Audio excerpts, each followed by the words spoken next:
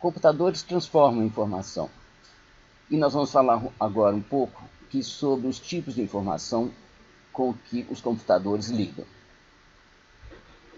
Informação é uma coisa que é de difícil definição. Tá bom? É algo que está em um objeto que diz alguma coisa sobre outro objeto. Certo? O primeiro objeto, onde está guardada a informação, é o suporte da informação, e o outro objeto é o alvo daquela informação.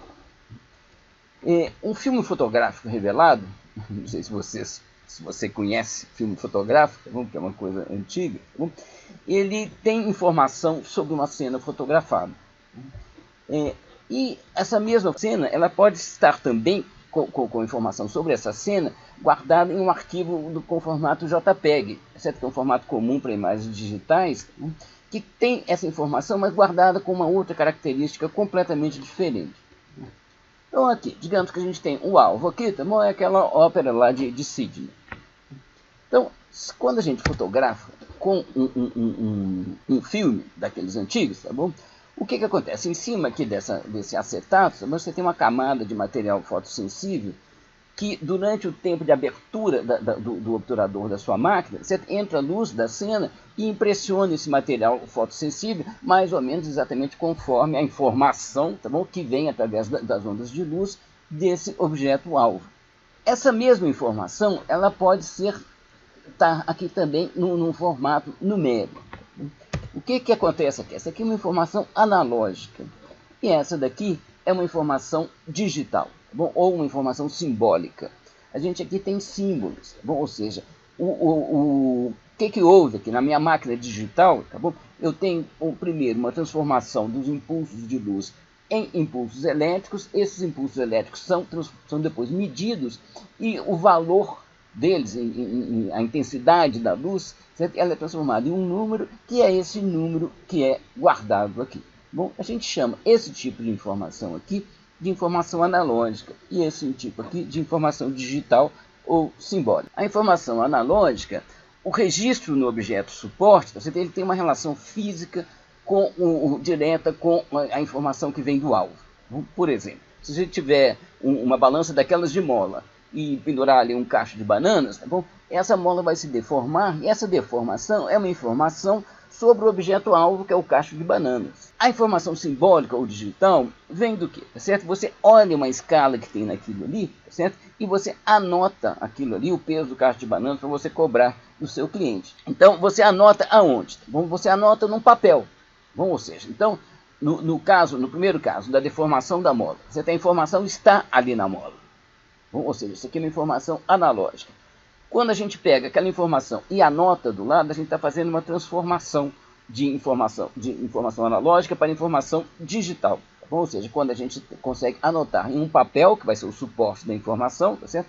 O peso daquele cacho de bananas. Continuando com esses exemplos aqui, a gente tem aqui um termômetro. Certo? O termômetro, ele é o quê? Uma coluna de mercúrio ou de algum outro líquido. O importante é que ele se dilate e ele está exprimido aqui num tubo capilar, certo? De tal forma que na hora que ele se expande com o aumento da temperatura, ele sobe, essa coluna aqui sobe, e a altura dessa coluna, tá bom? Ela é uma informação sobre a temperatura ambiente, sobre a temperatura do seu filho, ou sobre a temperatura de um alto forno. Então isso aqui é uma informação analógica. Você tem informação contida exatamente aqui na coluna, é essa daqui. Você pode começar marcando algumas coisas. Aqui está o ponto de ebulição da água, aqui a temperatura do corpo humano, aqui um ponto de fusão do gelo. Mas, quando a gente coloca uma escala, tá bom? A gente consegue transformar a informação analógica em informação simbólica ou digital. Bom, ou seja, você mede a temperatura do seu filho e olha lá 37,5. E é isso que acontece. É isso que você anota num papel, depois você fala ao médico, você manda por telefone, você manda um e-mail. Ela transformou-se em informação simbólica. A informação simbólica, o suporte dela já não é mais importante. Bom, da informação digital. Ou seja, porque a gente pode falar o 37,5, a gente pode escrever o 37,5, pode mostrar na tela do computador, pode fazer de diversas formas que essa informação não se altera. Tá bom? Enquanto que a coluna de mercúrio, você teria que levar o termômetro para lá. Tem alguma perda nisso? Ao anotar essa informação? Ou seja, a gente ganhou flexibilidade, mas teve alguma perda? Claro que teve. Para a gente avaliar que foi 37,5, talvez o seu termômetro você vai colocar o quê? A informação que está entre dois tracinhos, você vai pegar o tracinho mais próximo daquele da altura real da coluna de Mercúrio, e talvez arriscando uma interpolação entre esses dois valores. Mas você tem perda? Tem. Você tem autorizada? Não tem. Mas talvez isso seja o suficiente. Ou seja, você ter temperaturas de corpo humano, no caso, que, por exemplo, com uma casa decimal, isso é mais do que o suficiente para todas as aplicações clínicas que eu conheço.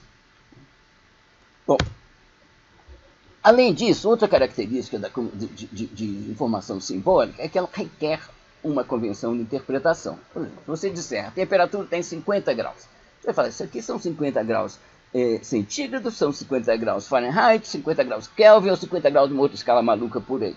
Bom, você tem que saber, você tem que ter uma convenção de interpretação daqueles símbolos. E só para terminar aqui, certo? Mais uma característica de informação simbólica, que informação simbólica serve para representar outra informação simbólica, ou seja, símbolos, você pode, através de uma tabela, certo? Você pode dizer que um símbolo representa o outro. Aqui, por exemplo, representações de números, bom? Aqui com algarismos romanos e interpretação decimal, bom? Os números de 1 a 7. Aqui os mesmos números, bom? Representados em romanos, em algarismos romanos, e aqui os mesmos números representados no sistema posicional binário.